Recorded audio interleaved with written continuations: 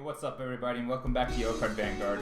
Toku here once again, showing off the newly just released Magus Premium Oracle Think Tank Deck Showcase. Right off the bat, there's a couple of key cards I want to highlight. First of all is obviously the win con of this deck, Ikishima and Tom. If you didn't know what they did before, basically Tom says your opponent can't guard with normal units, basically being grade 1s and higher. Ikishima says your opponent can't guard with G Guardians or zeros. Therefore, once you use Ikishima and Tom, your opponent can't guard the Tom swing except with the protect marker. As this is the Magus premium deck profile, obviously we've got some Magus cards to run as our engine in order to accelerate us into our endgame easier. Firstly, you've got one of the key MVP players of this deck, Cone Magus. The new OTT Magus premium deck is actually very aggressive. You want to call down a lot of these cards that do stuff like Counterblast 1 on play to plus, Counterblast 1 on play to get power, Counterblast 1 on swing to try and get a card back. So in the early game, you're going to be using a lot of Counterblast. What Cone Magus is essentially, if you're playing Magus, you're going to know the top card of your deck mostly. So by using Cone Magus, you get a counter charge 2 on demand. The second card, Semi-Lunar Magus. Semi-Lunar Magus is basically very similar to the new V-era starters, as in stays in Soul and gets you one card. Semi-Lunar Magus is better because since you're playing Magus, this procs off a lot of her skill, which allows us to Soul her in when we declare top correctly and draw 2. Combined with all the other check tops we have in the deck, such as Stellar Magus, Rectangle Magus, Kawaii Magus, Semi-Lunar Magus should be going off basically on your first, second turn, adding you a +1 more than if you were just to have ridden a Lozenge Magus, for instance. The deck is not too complex, honestly. The only complex things you have to think about is when do I go for the Tom turn? You need to think about your deck critical compression, as your win con is to check triggers, slap it on the Tom, and go in for game. There were a lot of other considerations that I made while making this deck that I would like to go over in the deck profile preview. So even before I go into the Ichi-Tom turn, I want to showcase off the use of Globe Magus again. My other grade 3 isn't anything special. It's not Pentagon Magus, it's not a daughter, it's not a deer. The second grade 3 I run is Amaterasu. So her second effect says, during your turn, be an effect, when you look at your deck, you get 5k for the turn. Now, obviously, Magus has a lot of deck peeking, which is why I initially thought of the synergy with her. Not only that, it's because of the win con that we want Ichi-Tom to win. Ichi-Tom, we can only guarantee 1 crit with Tetra Magus. So in order for that 1 crit to be most effective, we want them to be already at 4 damage basically. So to do that, we want to swing with high numbers already. CEO Amaterasu is grade 3 that lands best on the rear guard but also swings for high numbers. Unfortunately, Globe Magus does not turn her to infinity power by just spamming your top check, but we have a whole other set of other ways to get those top checks off. Boosting with Semi-Lunar Magus is also another scry, that's another 5k. Calling down the cones is another scry for another 5k. Rectangles another 5k. Ware 5k. And Globe Magus skill itself is a 5k. If you had Amaterasu on the field, you could even re-ride into Hexagon, get another scry off, stride into Globe, that's another scry off. And basically, the point of having Amaterasu as a good first stride rear guard is that you're able to either A, force out the protect marker, the PGs that would otherwise be a hindrance towards your Ichi-Tom turn, or B, hit them to high damage in which Ichi-Tom is lethal without relying on RNG crits. So going into our turn, let's pretend that we had 3 damage, and we use already 2 of those counterblasts, so like let's say Rectangle Magus, Stellar Magus, etc. But now we have another set of Rectangle. We want to be able to use our Hexagon Stride ride skill again. We want to be able to get our counterblast back. That's why we also have Cone Magus. And being on Globe Magus and having Cone Magus in hand is basically on call counter charge 2. The fun thing about Magus is that by revealing to your opponent the top card of your deck, depending on what it is, you can immediately cause them to start making small minor decisions that would affect their guarding patterns, intercept patterns, and decision making choice. Not only that, the fact that Rectangle and Quarry Magus let you actually stack the deck top of your deck means that you can hide a crit underneath the top card of your deck and essentially have them no guard, take a crit as damage, in which case the Ichi-Tom turn is more lethal. Anyways, going straight into the turn, we're going to use our Hexagon to stride into Globe, use her skill, nice, Kanan Amaterasu, Globe Magus no スキル発動。すみません、手札何枚ですか? Globe Magus no スキル発動。But in the end, even after 2 uses of Globe Magus, Amaterasu only gets 1 stack to 5k. That's 1 stack to 5k. Next, call Rectangle, Counterblast 1, Soul Blast 1. We're going to peek the top 2 cards of our deck. Damn! Alright, we're going to take the crit that goes back to deck and stack this back on top again. Amaterasu gets another 5k. Globe Magus no スキル発動. Now at this point, our opponent still has no idea what the top card of our deck is, but we know it's a crit. We want them to actually believe that it's safe for them to no guard, so we're going to call down Kuwari Magus. Note, I personally believe it's best to call down Kuwari here and Cone in the center, reason being that Kuwari boosts Tom better numbers than Cone would. So by preemptively putting Kuwari here, this allows you to call a Tom in this slot without having to remake any column. So first, we're going to call Kuwari, Scry 2. We're going to stack these like this. So Globe Mega Skill, peak top. It's not the crit anymore because we stacked it.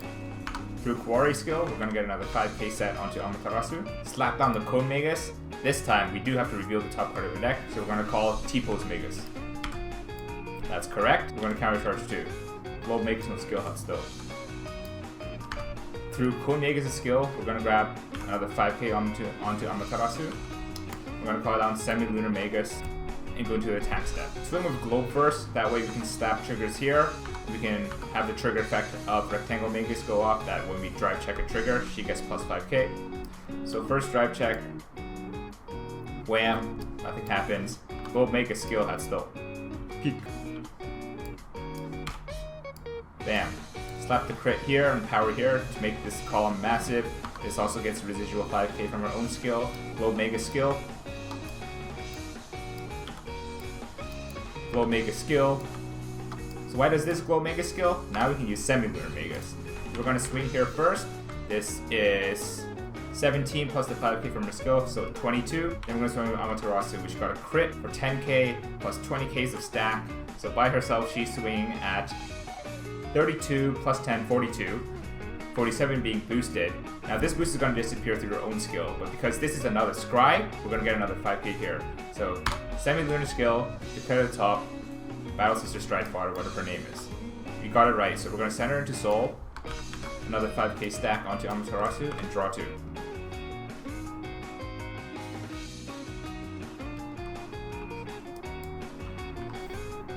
So, going into the Ichishima Tom turn, there's a few requirements that we need.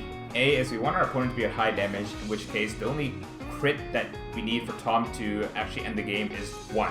Secondly, we want to have at least 2 counterblasts to use. One for Tom's skill, one for Tetra Mega skill, and if you haven't used a G-Guard to get to GB3, then you need another counterblast to use Ishishima's skill to draw 2 as well. For this example, I do have all 3 counterblasts open required to do everything.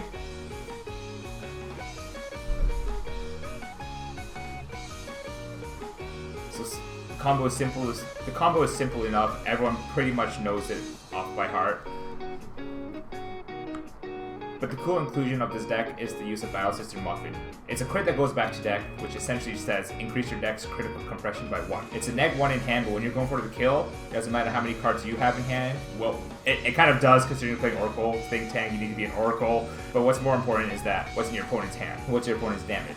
So being able to just throw that crit back in, it doesn't matter how much power the crit gives, it's the fact that it's a crit and extra damage. If you didn't have Tetra, for instance, sending the Muffin back to deck when you have no more crits in deck gives you a chance for that crit win. Anyways, let's get into it. We're going to pay cost for Stride. We're going to go into the girl Ichishima. We're going to use her draw skill, so Counterblast 1, Soul Blast 1, Persona Flip, and draw 2. Nice. Next, what I'm going to do is call Muffin, send her back to deck, shuffle. I have no valid targets, so basically what all I do is -1, send her back to deck, but now I have an extra crit in deck. Now, we'll call Tim Tom the Bim Bomb. Using his skill, Counterblast 1, you get 6k. This column is now 23, which hits all Vanguards in the game at the moment, save for funny weird cross rides that I do not know of. Then with her last Counterblast, we're going to use Tetra, Counterblast 1, draw, send this crit back to deck. And what we have now still is another Tom that we could use to make 2 unblockable columns. We could even use Cone Magus to declare the crit, to countercharge 2 for next turn, but also to give Amaterasu another 5. For this instance, I believe it is more effective to actually call the second Tom down here. Now, luckily we still have 5 cards in hand, so earlier we should have done this, but as long as we meet Oracle, we can use her condition to flip up a G unit to get the no guard effects. Typically, since Intercept is a valid guard option for Tom, like to swing Ishishima at her rear guard. Crit, we'll slap it on the big Tom. Crit, we'll slap it on the other Tom. And with this is 2 attacks for unguardable damage of 2 damage each. And that's the Ishishima Tom combo, and why it was so feared initially when the V era of Vanguard first started. Anyways, that was the combo. Quickly be back with the deck profile. See you there. Alrighty then, welcome back. Here's the deck profile. I'm going to quickly run through all the cards I have and then emphasize once again on my key card choices. First off, our first Vanguard is Semi-Lunar Magus. We played 3 copies of her, because she's basically a +2 as long as we're on a Magus Vanguard, which we should be considering our main ride should be Hexagon. Playing 4 Spear Magus, new heals, 2 Battle Sister Muffins, the 8 new crit lineup, 2 Miss PGs. In this deck, we're only playing 2 PGs, reason being, on ride we get a PG anyway, so that basically our 3rd PG. And we also want to soak up damage so that way we can try and attempt to kill them on the Tom turn. Code Magus is here, running 3 of her, considering cutting her down to 2 since I might only use her ever like once to get that Counterblast 2 back, and then go into each Tom right after. But sometimes I do use a lot of Counterblast in this deck. Stellar Magus uses the Counterblast, Tetra Magus uses the Counterblast, Rectangle 1 Counterblast, Amaterasu, if I ride her first, God forbid, use a Counterblast. Hexagon also Counterblast, so there's a lot of Counterblasts in this deck, which is why I believe that Code Magus might be worth playing 3 of still. I play 4 Quarry Magus. She is actually the best grade 1 ride in this deck. You have the option of when you go first to actually ride, peak top, set your deck the way you like it, potentially. So if I check the top cards of my deck and I see like Miss and a crit trigger, I can put Miss on top, in which case riding her was basically a +1 anyways. Option B is if I go first, I don't ride. That way I can use Quarry Magus next turn. And basically passing ride gets me a Counterblast that I ever so need for a lot of my skills. It also sets up the Quarry Magus ride, which sets up Semi-Lunar Magus to go off without hitch. Play 3 Stride Fodders. Stride Fodder is also a contention that I might cut down for a 3rd copy of Tetra Magus. But in this deck, I'm running a low count of grade 3s, only 8. So having a good number of Stride Fodders also allows me to stride more consistently, considering this is a stride deck. At the moment, I'm only running 2 Tetra Maguses. Very strange that even though I consider her part of my win con, in order to guarantee a crit onto the Ichitom turn, I'm only playing 2. I want up to 3, but I don't know what to cut yet. The deck is still very much in testing, and honestly, what I might cut is a 3rd Semi-Lunar Magus. Going straight into our grade 2 line, we're playing 4 Toms. He's the boy, he's the win con. He's the card that goes so well with Ishishima to make the attacks unguardable, except by Protect Marker, mind you, that we play 4 of him. Not only that, for the early game, if we ride him, though that turns off a lot of our Magus cards, specifically Semi-Lunar Magus, he's still very good as he might be able to go 9 plus the 5k boost to get a free hit into the Vanguard. Play 3 Stellar Magus, an ideal ride for the deck, as basically once you're on Stellar Magus and you're boosting with Semi-Lunar Magus, depending on the game state, you can choose to whether have Semi-Lunars go off or Stellar Magus go off. For example, if you wanted Stellar Magus to go off, like you wanted to pay that 1 Counterblast to get the top card of your deck, but also hit them, and like maybe they're playing 4, so they have a 10k Vanguard, you need that boost in order to guarantee the hit. You can use Stellar Magus skill, succeed on it. So what you can do is use Semi-Lunar skill, declare something wrong like Draconic Overlord at the end, but then succeed with Stellar Magus. In this case, you get your +1, you keep your booster, and that way you're 14 out of 10k. The other way this works is you can actually swing, declare Stellar Magus first, whiff, and then use Semi-Lunar. Now that you know the top card of your deck, send her to Soul, take your draw 2, and then drive check. You play 4 Rectangle Magus. Card's such a great card. I can't believe it comes into TD. Check top 2, add 1, stack 1. But not only that, it's when you drive check a trigger, this card gets 5k. So by the use of like OTT's deck filtering and their high trigger compression rate, this card gains a lot of value off of that 2nd skill. Usually on a good day, she's always swinging at a 14 solo. Put her in front of a 8k booster, that's 22 solo, that's hitting most of the Vanguards in the game, save for Force as well. Finally, going to our grade 3 lineup, I'm playing 4 Shacho Amaterasu and 4 Hexagon Magus. Hexagon Magus is the ideal ride. We want to be able to ride her, get that +1 on play. She's also a very good rear guard as well. Same effect as Rectangle when you drive check trigger. Also gets +5k up. So both of my grade 3s that I chose have effects on rear guard as well. For the sole purpose of that, on that Globe Magus turn, when I need to push damage in order to get them into a Tom kill range, both Amaterasu and Hexagon act as spare grade 2 rear guard attackers. Going into the G zone, honestly, the only real cards to think about is Ishishima. Globe Magus is there as a good first stride to turn on engines. Basically, if I have a bunch of Stellars in hand, if I have Cone, I need to countercharge.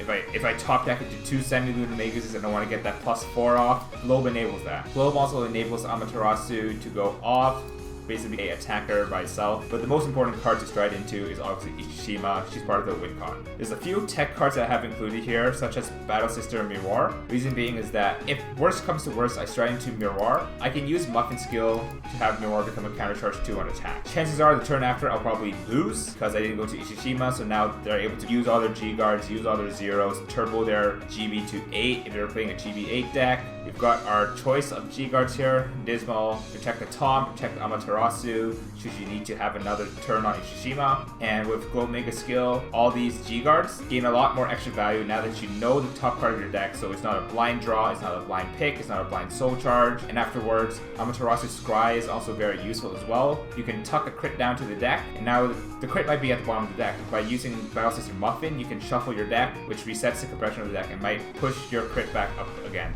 In any case, that was my Magus OTT Premium deck profile. I also showed you the combo of it, where I use a Globe Magus as well as Ishishima, but everyone knows the Ishishima Tom combo, but a lot of people don't know what Globe Magus does. So I introduced her and had a lot of use cases for her, a lot of use cases for the Scries in the deck to make use of CEO Amaterasu's second skill. I want to know what you guys think about the deck profile, what you guys think about the deck. I want that third copy of Tetra Magus. What do you guys think I should cut for it? If you enjoy this kind of content, hopefully you'll subscribe to our channel, YellowCard Vanguard. We love doing cool premium content like this all the time. You can reach out to us on Different Fights Discord, Toku and Zistro. We're usually available to talk about stuff. Hit us up on Twitter, hit us on Facebook. And once again, thanks for watching the video. This has been Toku from YellowCard Vanguard. Toku out.